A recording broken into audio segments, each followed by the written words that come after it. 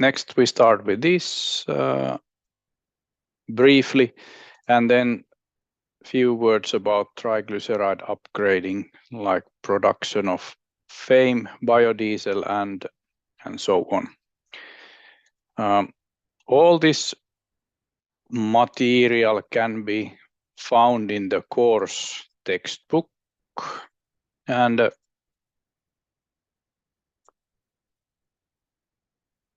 related to its chapter 9 contains this non-sugar monomers of lignocellulose and their conversion, and keep in mind that this article comes from 2006, so basically the information is like roughly 20-year-old info, and I think this lignin conversion has developed quite a lot, so therefore we'll just briefly address it here. So the course textbook information has probably changed quite a lot, or let's say that there is a lot of new information regarding these different reactions and processes related to lignin conversion to useful materials. The key idea is that when you are processing biomass, and if you only utilize the cellulose and the hemicellulose part, so there is still maybe one third or 15 to 20% of material going to waste, and that is the lignin part. And also there are other chemicals that can be extracted from the wood or remain unprocessed, and those are some things that in principle would be beneficial to process or use to something useful.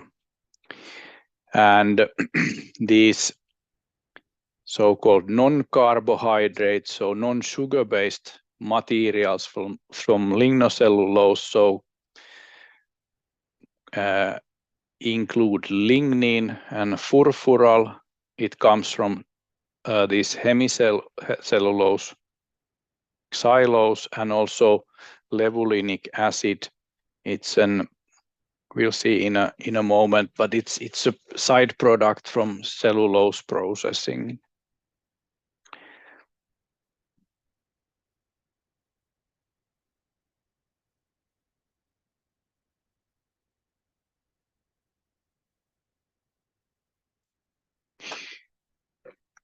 Here's the network of acid catalyzed hydrolysis of this wood, and it shows that you have a wood chips or wood pulp, you treat it with acid, and you end up with this glucose, which is the useful product for many other things that we have covered already. Xylose comes from hemicellulose, and here is just that you can it's converted to side products like humine stars and other materials, and also these sugars react further. You cannot avoid it. So there will always be these HMF, hydroxymethyl furfural, and also this furfural components. So these can then be further converted to up to this levulinic acid and some other acids as well.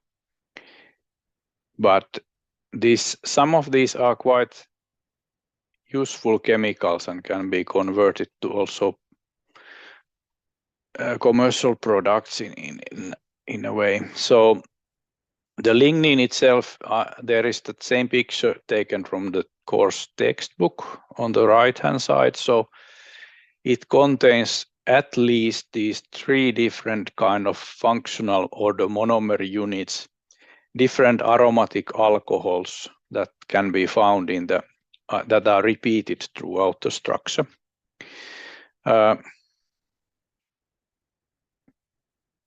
Lignin can be found, like I said so earlier, so some 10%, or 1/3 of the biomass can be lignin. So it's quite a big mass if you totally discard and don't process it or utilize it any further. Currently, or at least in pulp and paper industry, so it's the lignin itself. It's used. It's burnt to provide heat for the process. So it's not wasted, but on the other hand, maybe somebody could found better use for these aromatic components. And often in the research, the idea is that because the lignin is in any case separated in pulp and paper industry and biomass processing, so it's available, and if you choose to burn it, you get heat. But the idea is that to get some value added chemicals out from it, so that you get better money out from it when it's converted to fuels or chemicals. And that has been studied quite a lot. And like I mentioned, so there has been a lot of progress which is not reviewed or summed up in that course textbook material.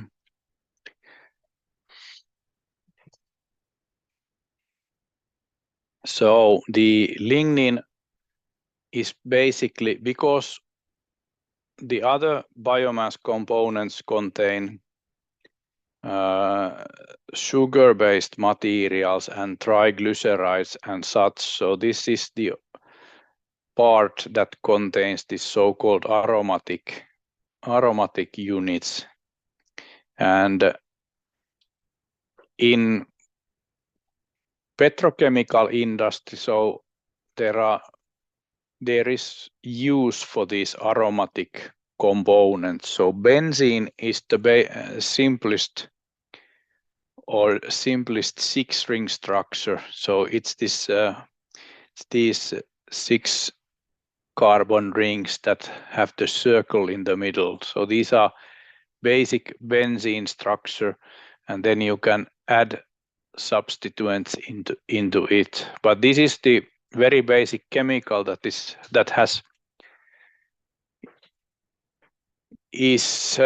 typical in petrochemical industry. So I don't go into details of these. The purpose here is to illustrate that this benzene, being the aromatic component, it's very important, valuable chemical for starting material for making all sorts of different materials and chemicals.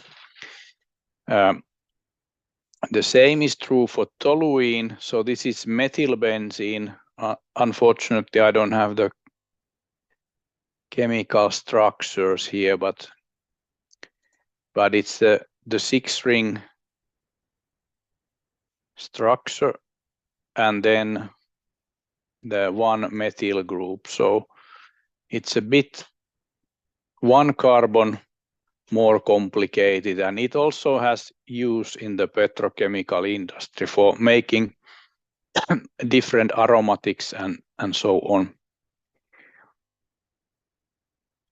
Same is true for xylene, and xylene has 2 methyl groups. So it has the ring structure, and then this is toluene, and xylene has also 1 additional methyl group. It can be in here, or here. So there are different isomers. These are this ortho, para, and meta. But nevertheless, so these are again materials that are needed and are used in the petrochemical industry to make several different products. So therefore, the value addition comes from this, that if you can get these simple aromatic structures from the lignin, so it's probably more valuable to use them in these different petrochemical processes than just to supply heat.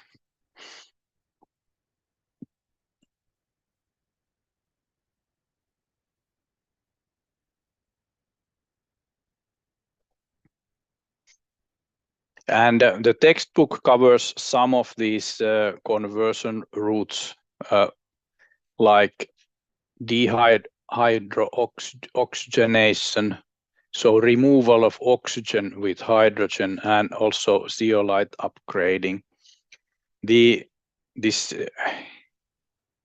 DHO we have covered already to some extent, so it's hydrogenation where you saturate double bonds, you are able to remove oxygen in different forms. So for fuel production, the removal of oxygen is beneficial in that sense that the hydrocarbon becomes a higher energy containing fuel if you remove oxygen, because the vice versa is the combustion or oxidation where the fuel is burning, so then the oxygen is combining with the fuel. So if it's partially oxidized, so it doesn't provide so much energy in the combustion than these when the oxygen functionalities are removed. So products that can be obtained are these different aromatics, which I showed some of them or appear in that or are used in the petrochemical processes. The zeolite upgrading is something that can be done with the lignin. This is the numbers and the table come from the textbook. So basically here is some product distribution. So in that case you get gaseous and liquid products, also maybe solid carbon, so char and coke can be obtained. So but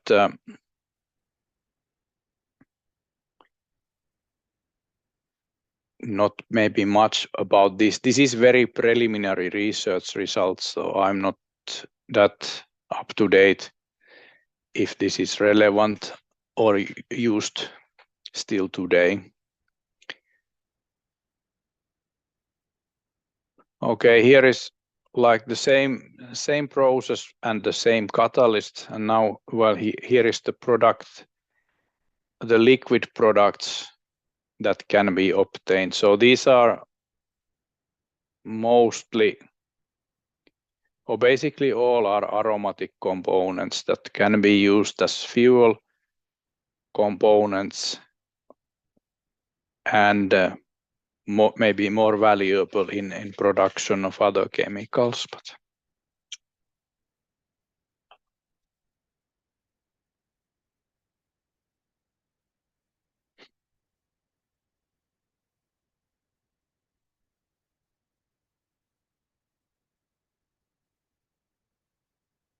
now I'm a little bit wondering what's the... Okay, so this table is just still continuing on the different products, and these are the lighter shorter chain hydrocarbons, and even hydrogen can be slightly as the product. Here is a kind of a process description of lignin treatment. So feeding of lignin, depolymerizing and so on, treating it further, and then after several treatment steps, so you end up with gasoline components that can be basically used as a fuel. This also comes from the course textbook directly. When we have discussed the catalytic materials, so here also catalysts are used, like in the previous slides as well. The zeolite ZSM5 is a catalytic material. Here are these sulfided cobalt, molybdenum, alumina, and also nickel, molybdena, nickel, vanadium, and so on. So catalysts are important in this at certain stages at least of this processing. Something about the levulinic acid, which was the other, let's say, side product. So it can be converted to fuel components by dehydration and hydrogenation. Also, another possibility is to convert these into esters. And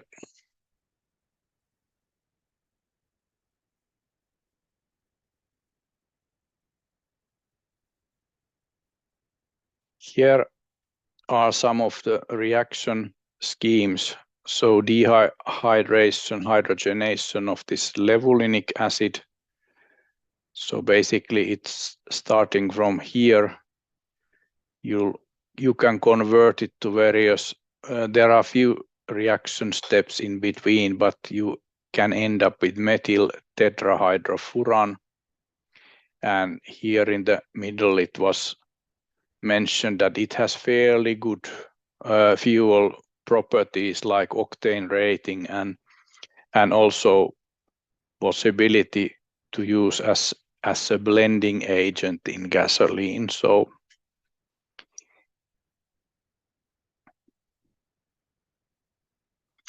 these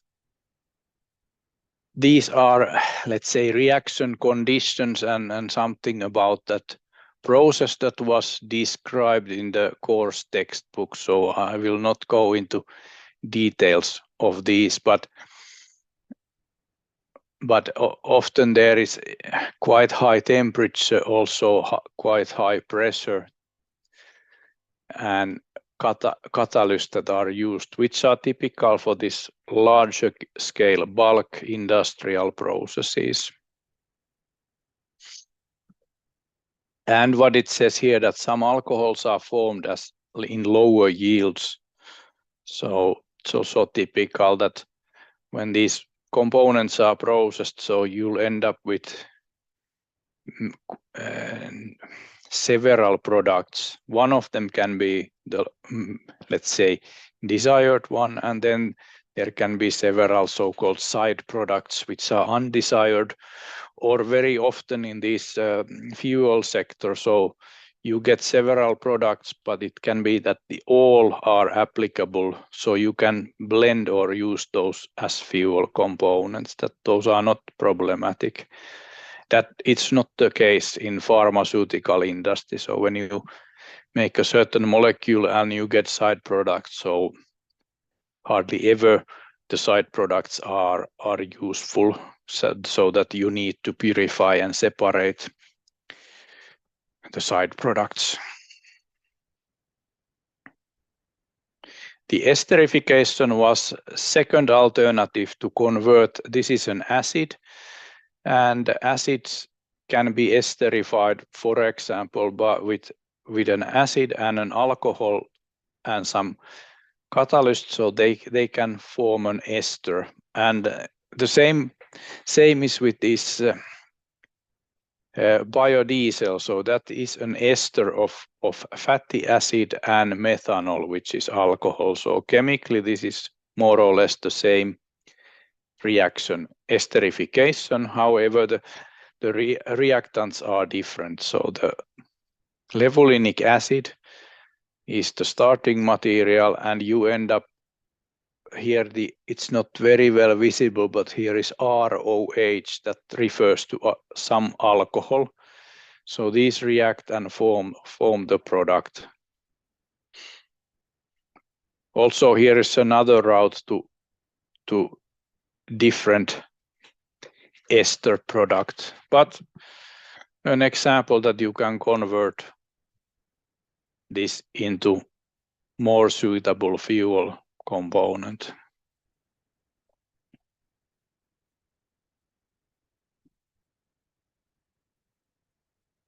Here are some, again, conditions. I think it's not that relevant in this connection, but these are from the course textbook. So there are again catalysts being employed under quite harsh conditions. The temperature is not very high, 150 degrees, but when we want to this 55 atmospheres of pressure, it requires specialized equipment, so you cannot use it. You cannot process this wherever.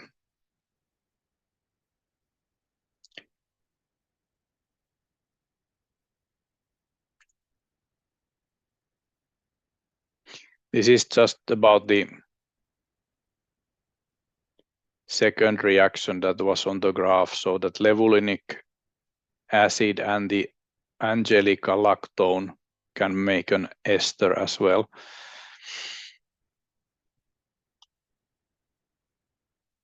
Here is the Angelica lactone, and it can form an ester with levulinic acid, like it's the same graph that was already presented previously.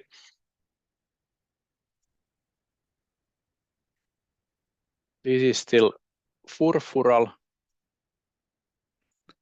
so it comes as dehydration, so it's a kind of a reaction, conversion of xylose to dehydrated. Dehydration means removal of water. So here the triple dehydration means that from that xylose structure, 3 water molecules have been cut out or removed, and then you end up with the furfural. And it's a chemical that has useful applications.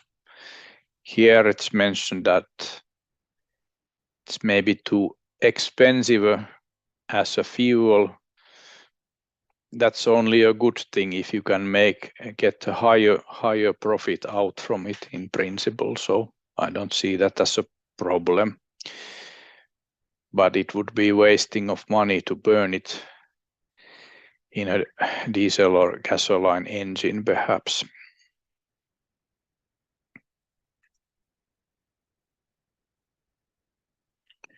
Here's details about the furfural conversion process.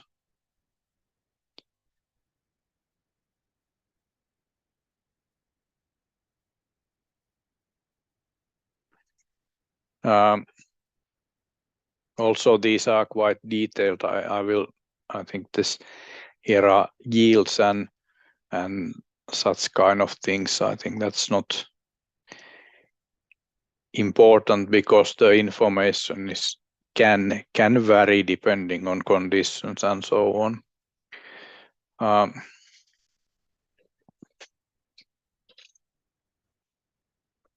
You can, like here again comes up that this process is catalyzed process, so that's like the older one is acid catalyzed, and then there are also this solid heterogeneous catalyst being used. So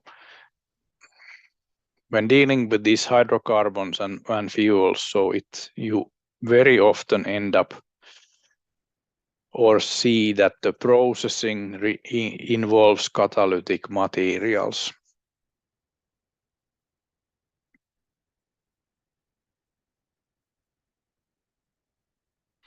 And the end product that the furfural can be converted also.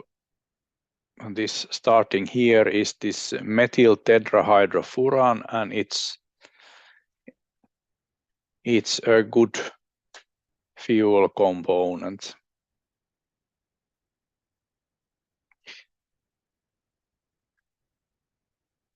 But I think in summary, so the summary is more or less empty here, but if it's possible to utilize also the lignin part of a biomass, lignocellulose, and convert that in useful chemicals, either for petrochemical industry or as a fuel components.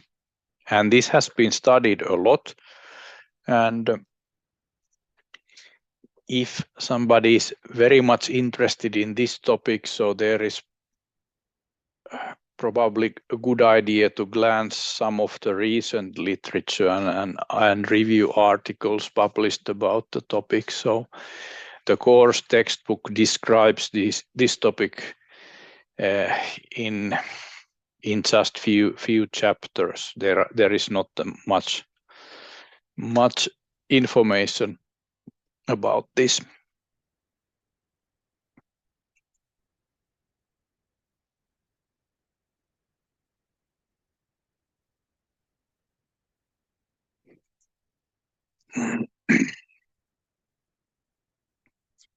Next, we have few slides about triglyceride upgrading. The previous chapter, these non-sugar monomers from lignin. So it could be the reactions that I showed. So that could also be understood as upgrading, because the lignin, the component obtained from lignin, were converted further to something else. So that's basically the upgrading idea. You convert something into, let's say, better, or something that is more useful. And the triglyceride upgrading, I have few slides here. So it can be made in various ways. These have been presented in the textbook, and the most common is the transesterification. So that's the typical biodiesel production route. So the triglycerides are esterified or transesterified with alcohols, usually methanol, and you end up with this fatty acid methyl esters and glycerol as a side product.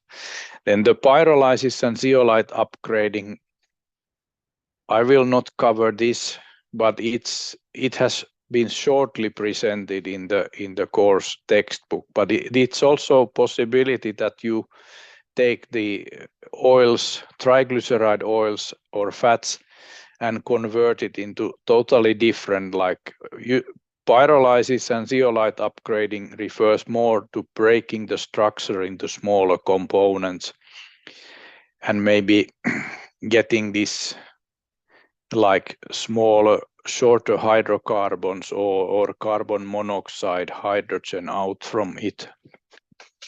Then what is nowadays already quite important commercial product, by the time of writing the course book, so there was very little mentioned about the hydrotreating in triglyceride upgrading, but this refers to these HVO based fuels. Then this is also common practice nowadays, so there have been several possibilities, but basically blending is a possibility that you blend,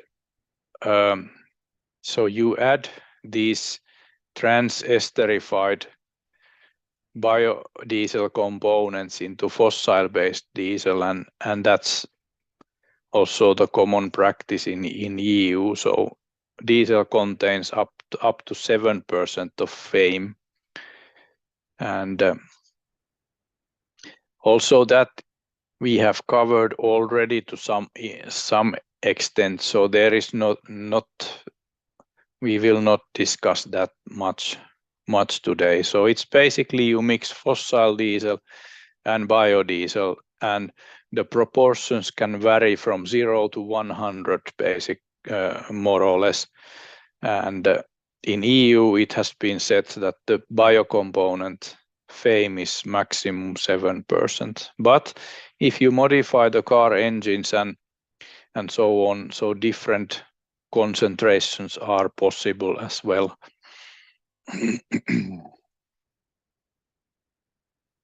The triglyceride theory or chemistry we covered more or less. This is kind of, sorry about that repetition. So there is the glycerol, the alcohol part, and the fatty acids, and these have been bound with an ester linkage. And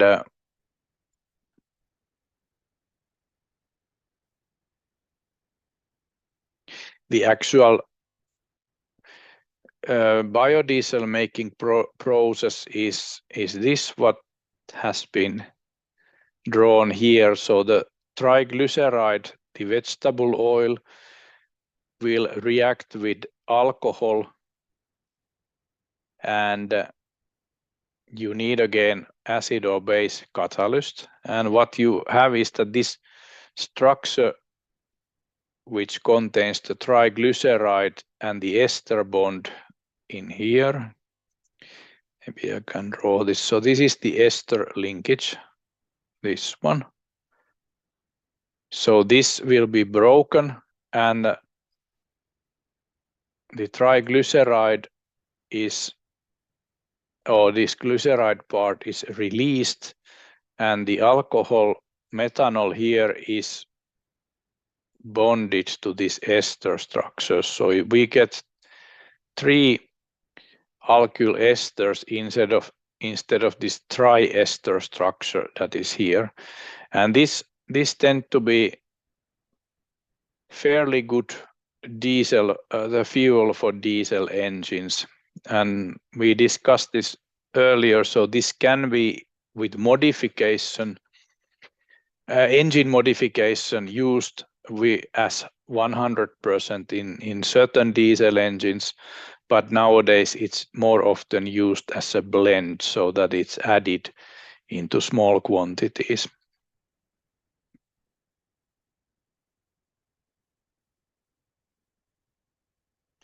Here is also the glycerol. So this is kind of a side product that every time you make biodiesel, you end up with some glycerol. And that's a product that can be used in various places, for example, in cosmetics and such. But it's good to note that the product process produces stoichiometric kind of side product or waste. So it's something that you cannot avoid.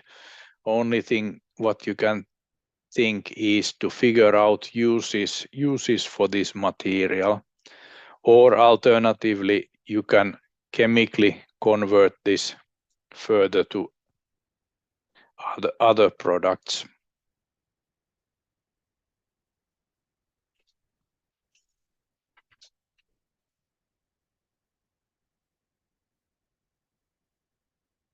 I think this is more or less the same.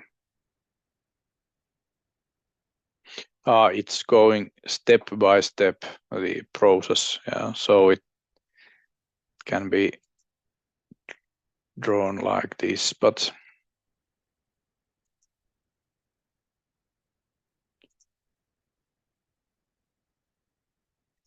so here it's like the starting material, 3 esters, so it can in principle process so that first 1 ester linkage disappears, and then the second ester linkage, and after that the third one also, like you get here. So this, when this breaks out, so you end up with the glycerol and that third methyl ester part. But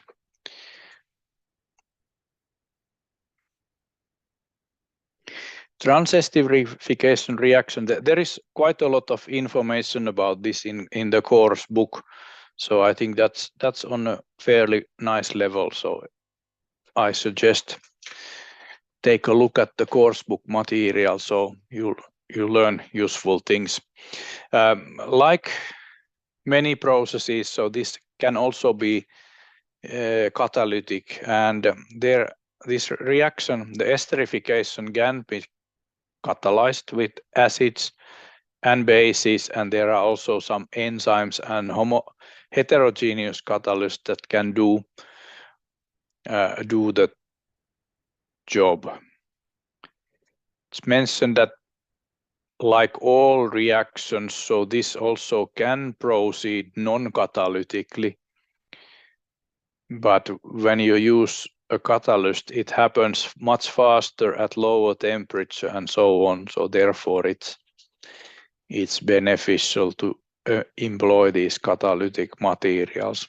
Also, here is a noteworthy point that some catalyst is much faster or better. Like in this case, the base speeds up the reaction 4,000 times more than the acid. Also, when you use acids, like often this mineral acid, sulfuric acid, hydrochloric acid, so those are quite corrosive chemicals. So you need expensive materials for the processing equipment in order to tolerate these acids. So base would be beneficial, but it also has disadvantages. So it's not always the choice for that process. Raw materials, different fats and oils from biomass or from waste materials, that's quite clear.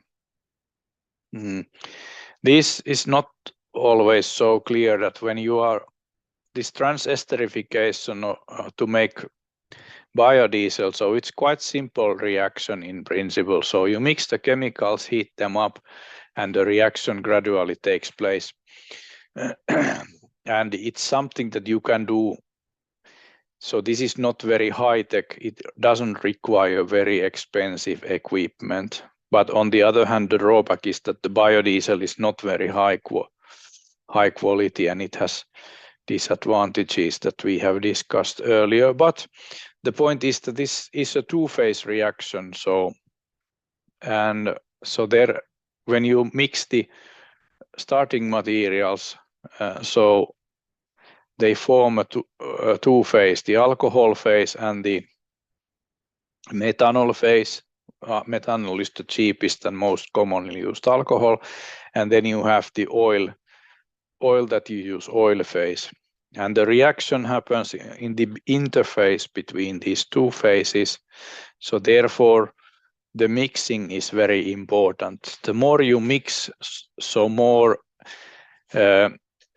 interface surface area you'll get, and the reaction takes place faster.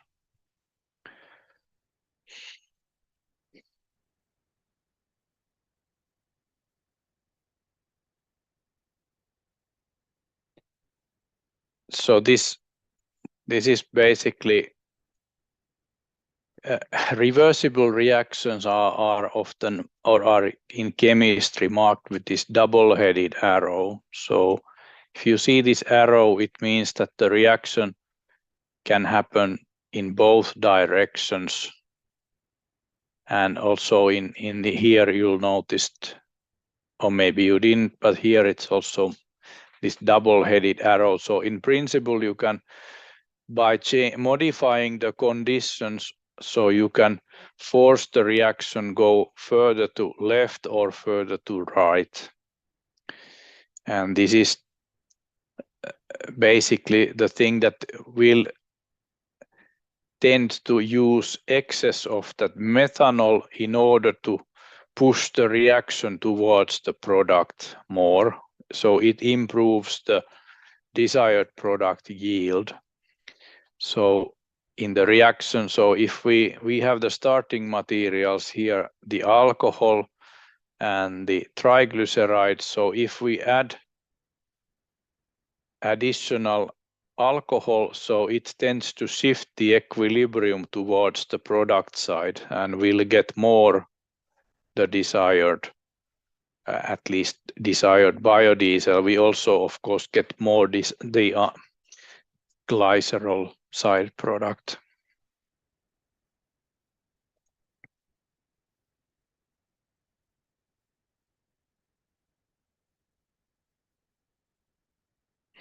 So here it's also when the products are formed, so those form also the two phases. So this two phases do not disappear when the reaction is complete. There will be the glycerol phase containing glycerol and alcohol, so the alcohol phase, and then the biodiesel phase. And these, on the other hand, these are fairly simple to separate from each other. So if you have a two-phase system, so you simply separate the upper layer from the bottom layer, which is very easy. You don't need any more complicated techniques.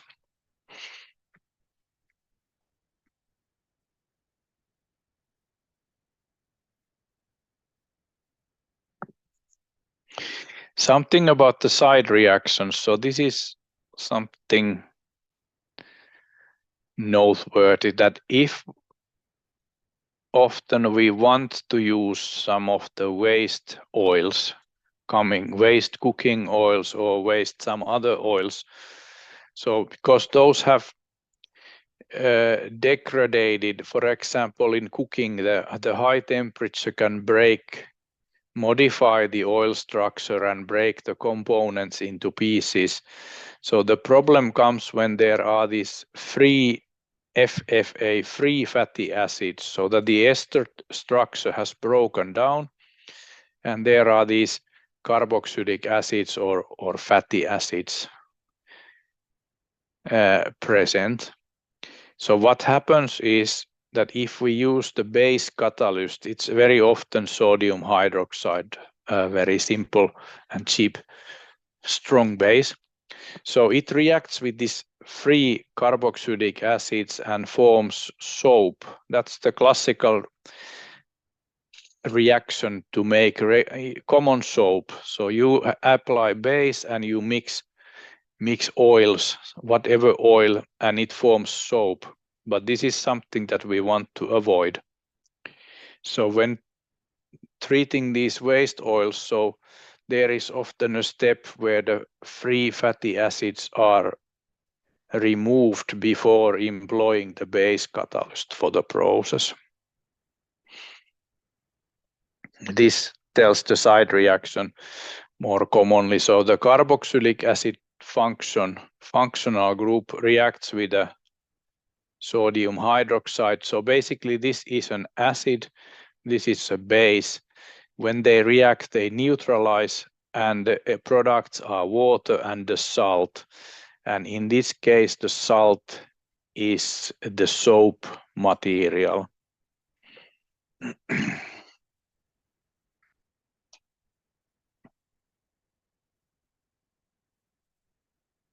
So the cure for this is that you do the reaction so that you first employ acid catalyst and some methanol or alcohol, which forms already some of the methyl esters, and it consumes the free fatty acids from the mixture. So then basically after that, if you want to speed up the process, so you can employ a base catalyst.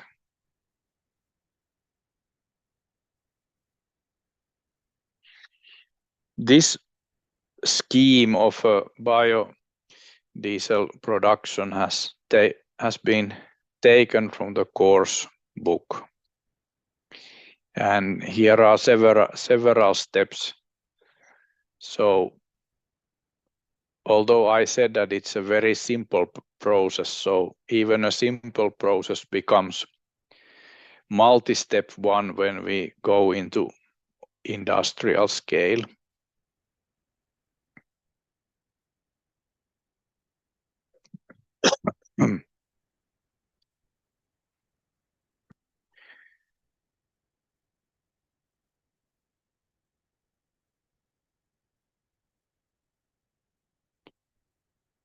So the product that we are looking for, it's the FAME, fatty acid methyl ester. So here are a few things about the product itself, but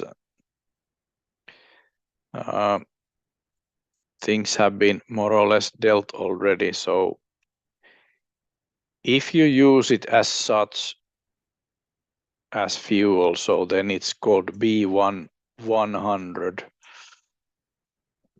meaning that there is only pure fame. But nowadays the diesels that we use in Europe, those contain B7 maximum, so maximum 7% of biodiesel component. And these alkyl esters can be blended up to 20% with no more engine modification. And well, this is older, or it can vary, maybe somewhere, not in Europe, but maybe in China, maybe in United States, they can sell something, a biodiesel with some other blending ratio, but basically it has been seen fairly reasonable that up to 1/5 of biodiesel and the modern common diesel engines are running still more or less okay.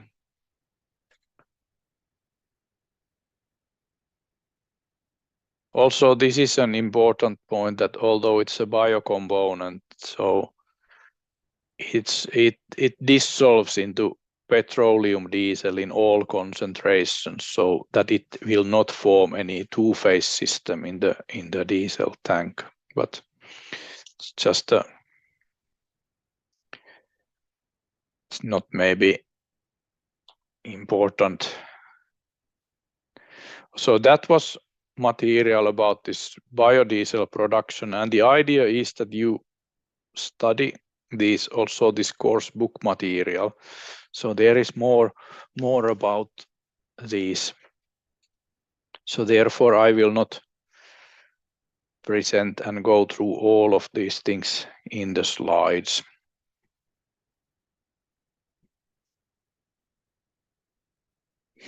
Another source for triglycerides is so-called tall oil and tall oil to diesel components. So this is a side product. It's this kind of lipid containing side product that is separated in pulp and paper processing. And here's something that it contains different fats and lipids and such kind of components that in principle can be converted into biodiesel. And nowadays there are two different processes for processing this tall oil. So there is this very old material that I have here, but this process what is described here very shortly. So this is that transesterification. So it produces the biodiesel, but the same tall oil can be used to make this HDO, so hydrotreated vegetable oils, and that's the, let's say, the technically more advanced and better quality diesel. So this can be utilized in both biodiesel and renewable diesel production as raw material. I don't have very good slides about these processes, so I will not too much focus on these. But it's an interesting idea that, and so that you can basically convert pulp and paper industry side streams into useful fuel components. Here are more details about the sun pine production process. So it's basically very similar to what we talked about, the FAME production process.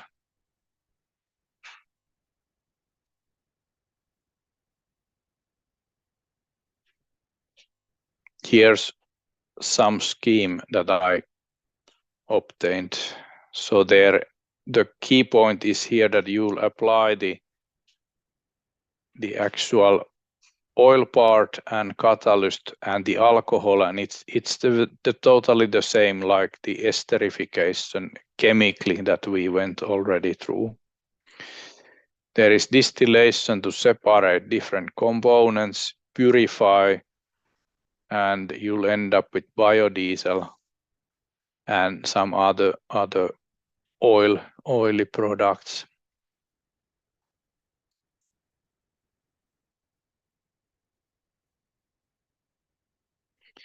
I think I have copied these from the textbook, but here are some. So the two things that I presented so far are the chemistry behind is the transesterification, and the products. Here are some benefits, disadvantages, and so on. I'm not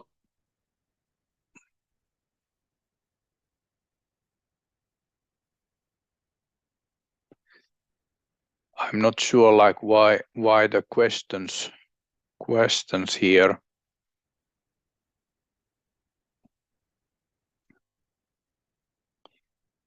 This I can comment a little bit. So catalysts now and in the future. So that's, of course, this, if you are using this base or acid catalysts like this normal soluble materials, so those you have to separate, and often it's neutralization. So you basically destroy the catalytic materials after one use, and therefore the future, at least plans have been that you remember from that catalytic material that we have solid base catalytic materials, we have solid acid catalytic materials. So if there would be a suitable solid acid or solid base catalyst, so it would make the transesterification process more efficient. It would not need any more neutralization and using of neutralization chemicals. Simple separation of solid from liquids would be enough.